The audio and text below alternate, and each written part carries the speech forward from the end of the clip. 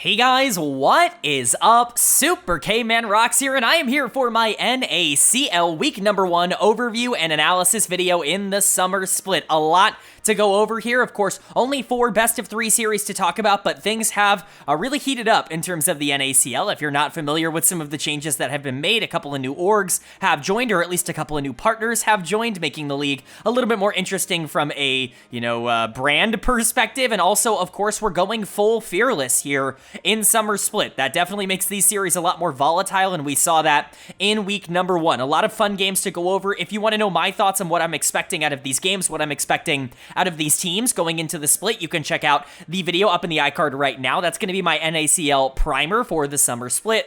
In that video, I go over all 10 of the teams. I rank them from number 10 to number 1, and it is a floor ranking. It's how likely do I think this team is to be good no matter what, even if things tend to go wrong. And, I think it's a pretty good way to look at the NACL. You're hoping for growth from every team. That's the whole point of a Tier 2 system. But, some teams I think are definitely more idiot-proof than others in terms of the roster construction. I think the fun part about the NACL right now is I genuinely think there might be 7 or 8 teams that could all compete for, top 3 if everything were to go right. And I think that's really never happened in the NACL before, so I'm really excited to see where it goes. Full Fearless is going to make it fun. Let me know what you guys think of the NACL down in the comment section below. What did you think of week number 1? What teams impressed you? What teams didn't impress you? Would love to know your thoughts and opinions. But without further ado, let's jump right into it. If you are new here, what we're going to do is go series by series talking about the advantages and disadvantages that each team was able to generate. I'll be giving a player of the series and a dud of the series for each individual series that we cover. At the end of the week, I will be giving a player of the week and a dud of the week to kind of tie everything into a nice, neat little bow, as well as updating my personal power rankings from number 1 to number 10, talking about where these NACL teams are moving, at least in terms of expectation. Of course, not a ton to go off of after only 1 week of action, but we still got enough to at least get our first opinions, and trust me, our first series is going to be a good one, so let's get right into it. I'm very excited to talk about the first series here of day number 1, a finals rematch, if you will, from the previous spring split. It's FlyQuest Challengers taking on Dragonsteel, obviously merging with Maryville University to get that finals rematch, and this time it goes a little bit differently. Dragonsteel is going to start off their new tenure here in the NACL with a very big win, defeating the defending champions, going 2-0 in this series. You just didn't see this coming, or at least I didn't see this coming. I really did not expect Dragonsteel to come out and look so good in this series, but they were the better team, and they were the better team by a pretty considerable margin. 2-0 is not an easy thing to achieve over FlyQuest Challengers. I know that this team is going to be in a bit of a different spot with Bradley coming in to replace Quad. Quad was just so dominant in terms of the 1v1s in the mid lane. Really, nobody was going to be able to keep up with him in terms of the mechanics, and now Bradley, who is a very good player, somebody who I'm expecting to be a positive for this team, is in there, but it's just not the same kind of impact, and this team is going to need to find at least a new way to play out the mid game, and so far, they didn't really find that style. Dragonsteel had a very cohesive kind of game plan here. Worth noting that even with the one change that they made, they had to make a second one in week number 1 here. Rockboom was in for Scary Jerry.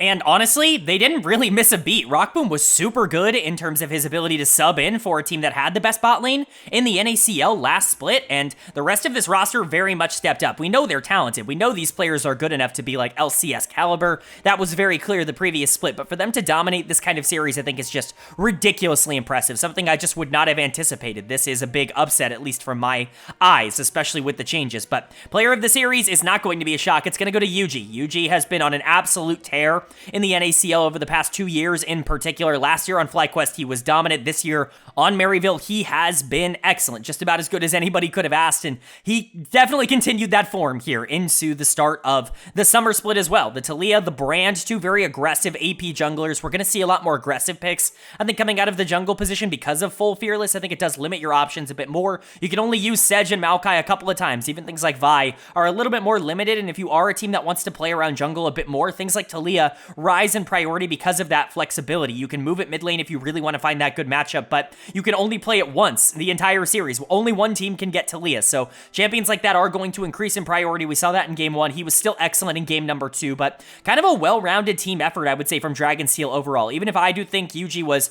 probably the most valuable player on the team, I think that there was a lot to like out of the bot lane as well. Rockboom, like I said, subbed in and was excellent for Dragonsteel. Don't think I expected him to come in and be as good as he was. was. Not that Rock Boom was poor at all for Lit last split. He was generally fine and a positive for the team. Lit didn't really have a lot going for them. They felt a little bit outskilled in a lot of different areas, and it was just hard for them to keep up. But Rock Boom's the kind of player that, look at this. This was a really good matchup into Sajed and Chime. Those are not pushover players. Those are really good LCS borderline caliber players. Chime absolutely is an LCS player. He's been good at the LCS level. Sajed, obviously an up-and-coming star ADC. A lot of people had him as a number 1 or number 2 in the entire NACL, and for Rock Boom to come in and look so good, it's really impressive, and I assume on short notice. And then Zyko. I'm a huge Zyko fan. That's been a long time coming on this channel. I've been talking about him for like 3 years, essentially. This guy is just crazy good. I think he has the potential to be the next big LCS support if he does kind of get a call-up. We'll see what ends up happening with that tier 2 spot, moving forward, but Zyko is a player that I want to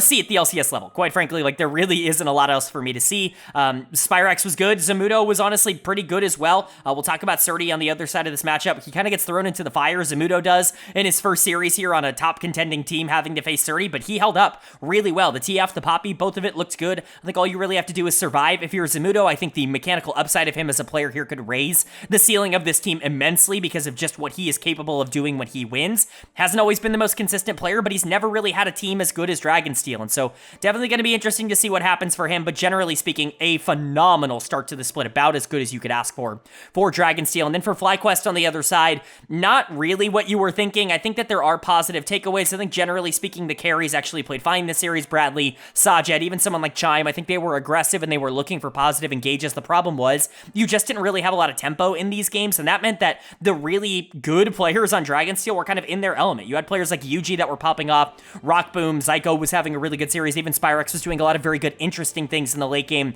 Even if you were going into these situations relatively even, you weren't actually able to capitalize on them, and that's got to at least be a little bit frustrating. Done of the series for me is actually going to go to Surdy in the top lane. A lot has been made about Surdy's, continuous presence here in the NACL. This guy was supposed to have an LCS starting spot at the beginning of the year. He's more than earned that with the play that he's had over the beginning part of this year, and obviously there are a lot of calls for him to start in the LCS now.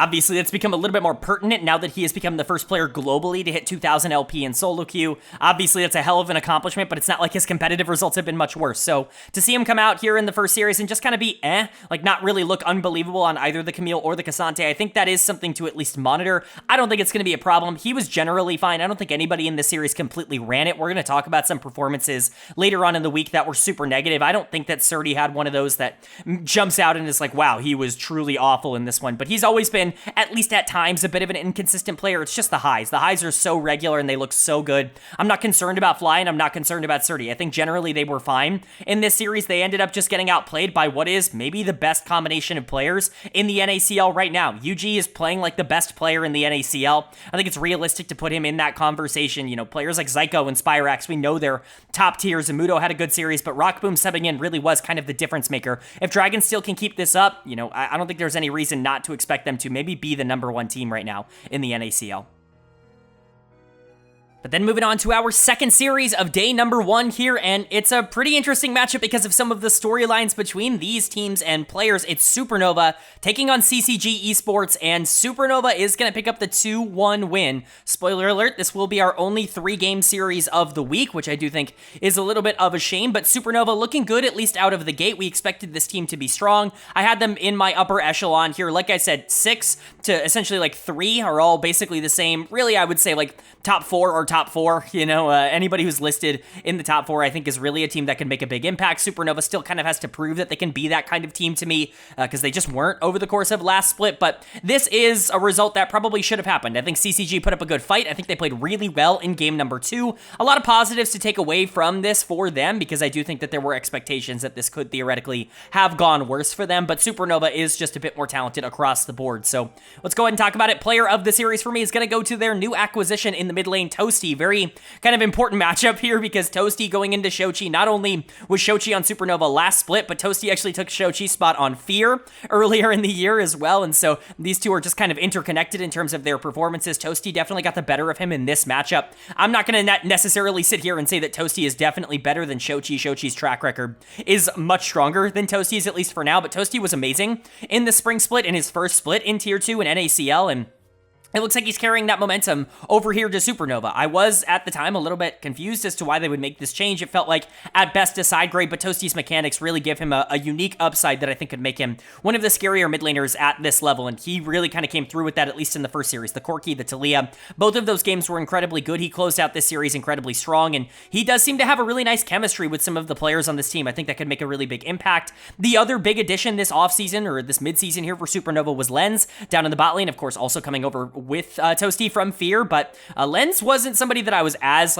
pumped about. I was definitely a little bit more on the wait and see approach. I've always just kind of been like, oh, Lens is good. I've never thought he was exceptional, and so I was kind of expecting to see him show up and really kind of play with a point, play with a message here. He was good. I certainly don't want to discount that, but I still want to see more from him. I want to see him kind of take the reins for a team like this, and that didn't exactly happen here. Diamond is really good. He's got a much easier situation here, I would say. The players around him are just ridiculously talented. You've got other Fear members here, former team members, with Faisal in the top lane. It's funny because you got Shochi, Manui, and Trevor from the 2023 Fear team. You got Faisal on the other side of this. There's just a lot of storylines. It's why this matchup was so interesting to me, but everybody on Supernova played relatively fine. I think Faisal had a good series. Kenvi was a little off. I think he could have been a little bit more aggressive, especially on the Kazakhs in Game 3, but the Maokai game, not really all that perfect. The Ivern was generally fine, but that's not what I want to see out of Kenvi. I want to see him come out here and dominate. He was sneakily an MVP level guy for me in the spring split. I don't think he was getting nearly the kind of attention he deserved for how well he was playing. We'll see if that ends up, staying the same. Shochi is kind of known for getting the most out of the jungles that he gets to play with, and Toasty is definitely more of a resource carry. That could perhaps be the direction Supernova wants to go in, but this is all stuff I talked about in the primer, at least in this series, it ended up working out. And then for CCG on the other side, I'm not going to freak out. I still think this team could actually have a shot at being pretty darn good. Supernova is a good team. I think losing to them is not the end of the world. I think some of the performances are at least a bit concerning. Shochi's going to get dud of the series. Like I said, Toasty definitely getting the better end of this matchup, at least on this day. The Yone was just not working for me. I think the Hui was slightly better here in game number 1, but the LeBlanc is really what you're going to hang your hat on. Shochi was really good on the LeBlanc where he can move around the map. I think Fearless uniquely benefits Shochi, as I talked about in the primer as well, because of just how deep his champion pool is. Full Fearless is not something he has to worry about. He's willing to pull out things like the Yone really regularly, the Akshan we know he can pull out, things like that. It's not going to be a problem. It's not going to be a concern. His champion Ocean is going to be a positive. At least this time, unfortunately, didn't end up being the case. I think Chad also could have been a little bit more secure throughout a lot of this series. I understand that sometimes you just need to go in and try to make a play, but sometimes it didn't work out. Manui and Trevor, I think, are trying to get back on the same page. Trevor obviously qualifying here with CCG. Manui not necessarily coming off of the best split of his entire career. He's kind of getting back to the things he does more naturally. He played the Ornn in game number 1 with the Senna Ornn duo. Trevor, kind of known for picking up more of the carries here when these two were playing as a duo on Fear. I expect that to continue to be the same. I think things like Jhin, Jinx, I think they're fine for this team comp. I think things just didn't end up working out. I do want to say Crimson had a pretty decent debut. Didn't really know what to expect out of Crimson. He was one of the players that I was the least knowledgeable on going into this tournament, or this split, I should say, if only because I had only really seen the qualifying games from him. He is not a player who's played at the tier 2 level before, and I don't really recognize him from dominating collegiate or anything like that, so I wasn't as familiar with his game, and he came out and he was pretty good in this first series, so something to continue to monitor. I don't think CCG is a bad team at all. I think they just had a bit of an off day, and I would expect them to do a bit better than this as they move forward, and Supernova is a good team. Losing to them is not the end of the world, but they might have found a really nice player here. They might have found a really nice addition in Toasty in the mid lane, who looks like he could potentially be a star at this level. His mechanics are just ridiculous. I think Lens and Diamond could be a very stable bot lane if Kenvi can play the way he did in spring. I think Faisal obviously is one of the best top laners in the league. Supernova could be a dangerous team. There is an argument to be made that this team could contend for top 2, top 3, somewhere in that area. I think that's a very realistic thing for them to expect, and this series is a good way to start that off. But now we get to move into day number 2, and this is where things get very interesting here in week 1, because we have a clash very early on that I was very excited for. It's Disguised taking on Fear X Starforge, and Fear X Starforge picking up their first win as a collective unit after the new rebrand, and they looked excellent in this series. About as good as you could possibly look. If there was ever any concern about how some of these players, 5 ex-LCS pros, would adapt to playing back down into the NACL, XU coming from the LCS, and Blaze Olive coming out of retirement, Instinct coming back up from tier 3, those concerns are gone. They are absolutely gone and done and dusted, because this team played unbelievably well in week number 1. DSG did have a substitute worth talking about. Kitong was in the support position for Poom. That didn't really matter better. Keatung was not the problem here, at least he was not the only problem in this series. Even the other Dignitas Pro on the other side of this matchup from last split in Tomo couldn't do anything. Fear just really was that strong. They were really clean. They didn't leave any holes or openings for DSG to end up taking. They just played, you know, very concise, very, very strong League of Legends. There really aren't a lot of words for me to use to describe how good they were. They didn't make a lot of mistakes. They didn't really go out and do a lot of crazy things. They just went and executed their game plan. They got leads in the early game, transitioned them into clean finishes with aggressive comps, and that was the end of the story. Done, dusted, we're out of there. So really good stuff from Fear x Starforge. I think you could give player of the series to a couple of players. I'm going to give it to ABO, a Blaze Olive over in the mid lane. Talk about a really good game to come out of retirement on. This is certainly not bad at all. I know that he kind of spoke on this potentially being like one last run here in the NACL or potentially getting another LCS spot. Should things go well, obviously Fear is going to be a team that's competing for that tier 2 guest spot. Absolutely, they're good enough to do that, and ABO was unbelievably good in his first series back. Young is not a pushover in the mid lane. He is a very good player and somebody that is going to be near the top of a lot of mid lane rankings. ABO just kind of obliterated him in terms of the matchup. He certainly wasn't the biggest problem, Young that is, on the other side, but ABO did a phenomenal job, and I think more importantly for me, XU and a Blaze Olive have really good synergy, or at least they did here in the first series. I think jungle mid is the most important place to have players that want to play together on the map right now, even more than bot lane, which I know sounds kind of insane, but when you look at the way the meta is starting to progress, I think all of the pressure in the game is coming from the middle of the map. If you have a mid laner and a jungler that are off pace, that are off synergy, it's not going to work. You don't really have a lot of options or tools to be able to actually push the game forward. Even if your bot lane is crushing, your top lane's crushing, the middle of the map is just too vital right now to give it up. And so if XU and a Blaze Olive are both going to perform like top level players in their roles, which was already kind of expected, we knew these players were going to be talented enough to compete at the top level. If they're going to do that and have very good synergy, be on the same page, be able to execute very clean game plans, I mean, Fear is going to be a team that competes for number 1.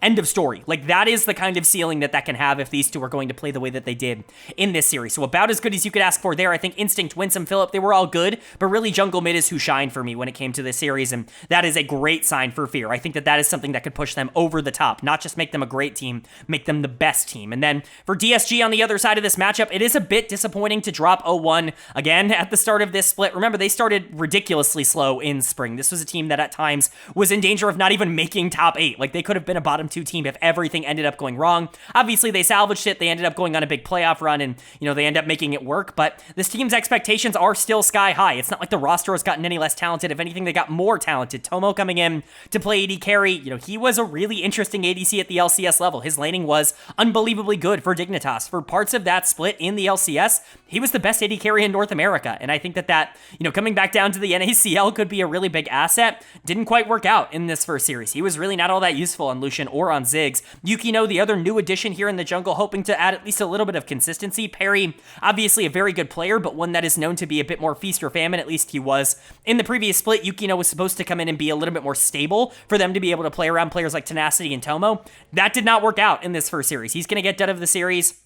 Not a great debut for Yukino. I think XU was just straight up better in almost every facet. Remember, Yukino is somebody who is qualifying up from tier 3. He's not somebody who has been dominating this level. He has been incredibly good in the past for teams like 100 Thieves Challengers, but it's really not been any time recent. And it's not like he's torn up tier 3 in the same way that some other players have. He is still a very good player. I ranked him super high in my jungle rankings for a reason, but someone like XU coming out and beating him, it's not the biggest shock in the world. He just didn't really have any pressure on things like Vi and Sedge because he couldn't keep up with the aggressive tendencies of the Lilia or the Kindred on the other side of that matchup. Keatung was generally fine. I'm not going to judge him too much. He's just a substitute in for now. But Tenacity, I do want to see more out of. This was a player who leveled up a ton as the year went on. Honestly, he was like sneakily one of the better top laners in the NACL across the entire split, if only because he was so ridiculously good in the final 2 to 3 weeks of the season. He really was one of the best players in the NACL to close out spring. Was really hoping that a lot of that momentum would carry into summer. Not in the first series here. Phillip kind of shut him down. Really not a lot of action on the top side, but everything kind of lost for DSG, so I'm not going to criticize too hard. Just two really clean, strong series from Fear. Basically everything you could have asked for. Again, this team absolutely can win the NACL. If that's the ceiling that you want to have, this team more than has that, especially if XU and ABL are going to play the way that they did here. Phillip, Instinct, Winsome, they are more than good enough secondary pieces to enable this middle of the map, which could legitimately be the best in the entire league. And that's going to bring us to our final series of the week here, our 4th series in total, our 2nd series of day 2, and it's Team Liquid Challengers taking on AOE Esports, and Team Liquid is going to pick up the 2-0 win.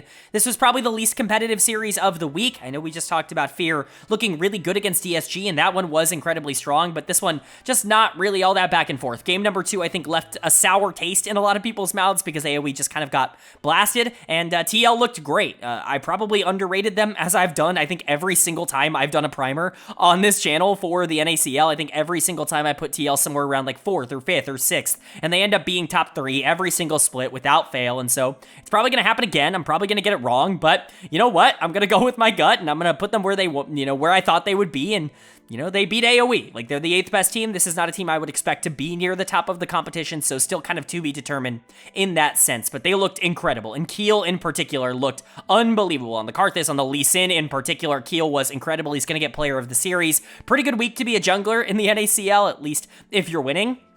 A lot of really good performances coming out of that position, and I think Keel was one of the best. He really absolutely dominated NXI. That game number 2 from NXI was absolutely tragic. Nidalee has not worked at all, really, in the North American leagues. It didn't work in the LCS this week. It did not work in the NACL this week. It's just kind of been a bit of a rough pick if you're not incredibly good on Nidalee. NXI role swapping back to jungle here from support, which he'd been playing for a while up until this point, was definitely a bit of a concern, but Keel definitely made that concern even worse, I would say, because that Lee Sin performance was truly exceptional. It's not like the rest of this team didn't also play incredible. Look at the scorelines. It does tell the story here. Jenkins obliterated Moose Hater on the top of this map. Him getting to play his classic Kennen, the Bob Jenkins Kennen, if you will, is really fun to see. It's always good when we get to pull that out. I think Spawn and Kim Down were significantly better than Wixie and Breezy in this matchup. Kim Down in particular had a great series on the 2 engagers, never really having a bad engage, constantly setting up the rest of his team. Roamer just was awesome. Cupik, obviously somebody that we didn't really know what to see or what to expect out of him in his first series in the NACL, but Roamer,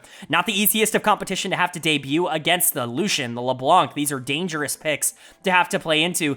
Honestly, the value of some of these flex picks goes up. We've talked about this in terms of full fearless, like Lucian getting flexed into the mid lane now. Like, yeah, it's okay in the mid lane. Like, it's not dominant. Lux is something that can answer it, and obviously Cupik probably has a lot of experience into this matchup, being a Lux one trick, at least that kind of being his most played champion, but now that takes away Lucian from being played by Wixie at any point in this series, and even by Spawn. So that's kind of a positive of flex picks. It kind of limits the options that the other team ends up having. I think the LeBlanc was excellent. There's really nothing to complain about here for Team Liquid. Just a really calm, cool, collected, very good series. Very similar to what we talked about from Fear x Starforge, except I think Game 2 was even more dominant in terms of their ability to just outskill their opponents. For AOE, we didn't really expect a lot out of them when it came to this split. I don't think people were going into this split with the expectation that AOE was going to dominate or anything. A lot of people had them around 8 or 9 in their power rankings, and I think they played up to that. A lot of mistakes here from a lot of different members. Wixie and Breezy were just not very good. Wixie's going to get my dud of the series. Not a good Corki game, not a good Ezreal game. I think you could point to both of these and say he just kind of got outplayed. Didn't really have the same impact on the map as anybody else, and so unfortunately he's going to get dud of the series, but Breezy didn't really help. Not a particularly good series from him. Moose Hater got destroyed on the top side of the map. We always knew he was a bit more of a feast or famine kind of finicky player. We talk about it a lot with, a lot of the top laners here in the NACL, but Moose Hater in particular, has that reputation of being a bit more aggressive and wanting to pull out those crazier picks. Didn't work out here. I mean, he was involved in 1 kill across both of these games. That is absolutely disgustingly tragic. NXI got destroyed on the Nidalee, and Cupid couldn't really do anything. The Zoe did look a bit worse than the Lux, but I think the only concern that you have with AOE and, with Cupid in general is him potentially getting banned out as this year goes on. I'm not really sure, what the situation is going to be, but it doesn't seem like his champion pool is that large, at least in terms of different varieties of champions. There are a lot of mid laners in the game, so I don't imagine that there are too many for him to be able to play, but one of the concerns with him was a champion pool thing, and Lux Zoe, like, they're not meta champions. These are not strong champions right now, and at this level, you kind of have to play things that are strong at a high level, so it's going to be interesting to see if that does end up becoming an issue, but AOE, not looking good, really at all. Kind of getting destroyed here, and Team Liquid looking just about as good as you could possibly look in a situation like this. A phenomenal start for them, and they really won across the board. All right, but that is going to do it for my NACL Week 1 overview and analysis video. Of course, up on the screen, the updated standings after 1 week of action. There is, a lot of ties. All ties, of course, are just broken alphabetically. I'm not trying to show any favoritism here, but there are quite a few ties in terms of the NACL at the current moment. We've got 3 tied for first. That means 3 tied for 8th. We had 2 teams that didn't even play here in week number 1, so still a lot to determine, especially because 3 of the 4 series were 2-0s. But let's go ahead and talk about the risers and the fallers in my power rankings. That's going to be shown in the columns to the right of each team. You can see power rank, change, and streak. Power ranking just indicates where I personally power rank these teams from number 1 to number 10. Change is how that has changed from the preseason to now, and of course streak is the streak they are currently on. We can go over risers and fallers. Dragonsteel is going to move into my number 1 spot. It's just hard not to do that after they beat the defending champions, FlyQuest Challengers, who I think a lot of people had as the favorites going into the split. Dragonsteel beat them 2-0 pretty handily with a substitute. Yeah, they're going to move into number 1. I feel pretty good about that. Fly is going to stay at number 2. There's going to be some arguments that maybe they should drop lower because they did not look good here, but I think they looked good enough to say, oh, Dragonsteel's just really good. I'm not going to give up on FlyQuest just yet, but hot on their heels is Fearx Starforge coming in at number 3. I think this team could very easily jump into the top 2 if things continue to go right for them. They feel like the team that is going to be the closest to competing for the top of the standings from everybody that wasn't in the finals last split, and I think I'm super excited to say that. Team Liquid's also going to be moving all the way up to number 4. I think I was just a little bit too low in terms of my preseason prediction on them. 6 is, again, their floor, but they're going to overachieve that. Team Liquid has been very good for a long time. A lot of these players have a lot of success and have won a lot with this team. There's really no reason to rank them below the top 4 at the moment. Supernova winning is going to stay at 5, which means DSG is going to fall all the way down to 6. Like I said, 3 through 6 is all kind of in the same vein, at least in my head, and DSG looked by far the weakest of them in week number 1, so I know I try to stay away from a lot of these drastic changes. I don't want to take these power rankings and just turn them in to a reflection of the standings. I think that that's a pretty lazy way to do it, but, DSG unfortunately has to fall 3 spots even after this, relatively, bad week. I think losing to Fear is not the worst thing in the world. I think Fear is a really good team, but I got to see more out of them. Hopefully they can get Poom back and they can start to get that synergy going, but everybody else is going to stay in their spots. CCG losing is going to stay at 7. I still think they're easily the best of the rest. AOE got destroyed, but they're going to stay at 8 because Winthrop and Blue Otter did not play my bottom 2 teams. So let me know what you agree with or disagree with down in the comment section below. Would love to know your thoughts and opinions on everything there. Who am I too high on? Who am I too low on? Love to hear your thoughts and opinions on everything, but it's time to move in to my player of the week and my dud of the week here in week number 1. Obviously, a little bit of a superfluous award in the North American circuit just because there aren't that many games. There's only, these teams are only playing 1 series at most. 3 games. A lot of them only play 2 per week, so not really a huge sample size, but player of the week for me is going to go to Keel, the jungler for Team Liquid, who just looked incredible across both of the games that he ended up playing. Team Liquid in general dominated. We'll see that in the dud of the week as well. That series was definitely the most consequential. That game too stood out a lot, but a Blaze Olive, Toasty, they're going to be my honorable mentions, my runners-up. Obviously, you can throw in basically anybody from Dragonsteel in here if you want to. My pick would obviously be UG, but you could throw anybody in here. I think obviously XU had a great week. There are a lot of players that you could throw out for player of the week that ended up playing really well, but Keel is just barely going to edge that out. I thought he was super consistent and really strong here in week 1, and unfortunately, dud of the week is going to go to Wixie. I thought he was the weakest player on the weakest team in week number 1, and unfortunately, that's a pretty bad recipe. I think AOE is going to be fine. Team Liquid is clearly very good. I think that there are a lot of good things to talk about there, but AOE was a disaster, and Wixie is unfortunately going to get dud of the week because of it. So Wixie, dud of the week, Keel, player of the week here in week number 1, but that's going to do it. I do hope you guys enjoyed. If you did, leave a like. It really does mean a lot. Lets me know you guys are enjoying the content, and it does help get this video out to a lot more people, which I'm always very appreciative of. If you're new here, hit the subscribe button. We don't only post about the NACL, we post about the LCS, of course, every single week, and every other major region. All 4 of the major regions are covered weekly on this channel. That's LCS, LEC, LCK, and LPL every single week. So if you want a comprehensive overview of everything going on in LoL Esports, this is the place for it. Hit subscribe and hit that bell so you can be notified when those videos do go live. But of course, with all that being said, I hope you all are having a great day. I hope you continue to have a great day, and I will see you all later.